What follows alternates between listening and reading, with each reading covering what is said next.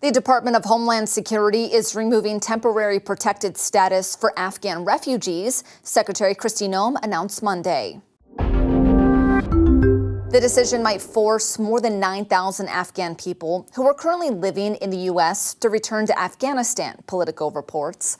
Secretary Noem said DHS has reviewed the situation in Afghanistan and concluded that it has improved enough, specifically in terms of security and the economy, so that Afghans can return home safely, even though it's still under Taliban rule.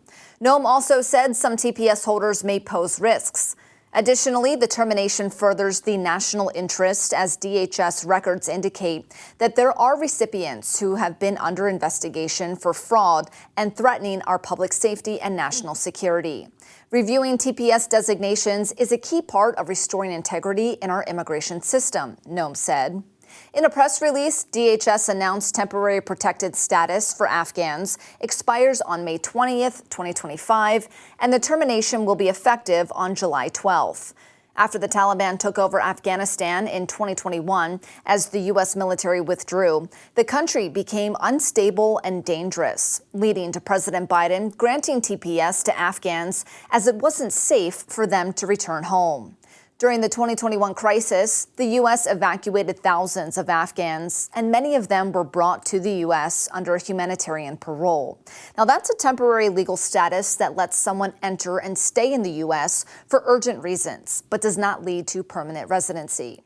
Afghanevac is an organization formed after Afghanistan fell to the Taliban and helps Afghans resettle in the United States. In a post on X, the group's president called DHS's move unconscionable. The decision to terminate TPS for Afghanistan is not rooted in reality. It's rooted in politics. Afghanistan remains under the control of the Taliban. There is no functioning asylum system. There are still assassinations, arbitrary arrests, and ongoing human rights abuses, especially against women and ethnic minorities, he said in a statement. What the administration has done today is betray people who risked their lives for America, built lives here, and believed in our promises.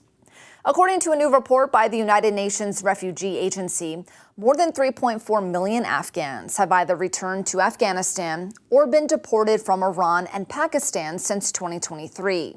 More than 250,000 Afghans returned in April alone. The large-scale returns are putting even greater pressure on already stretched humanitarian resources and worsening the plight of millions struggling to survive, the UN said in their report. The agency says it's seeking $75 billion to help assist Afghans being deported back to their home country or voluntarily returning home. For Straight Arrow News, I'm Lauren Keenan. For more on this story, download the Straight Arrow News app or visit SAN.com.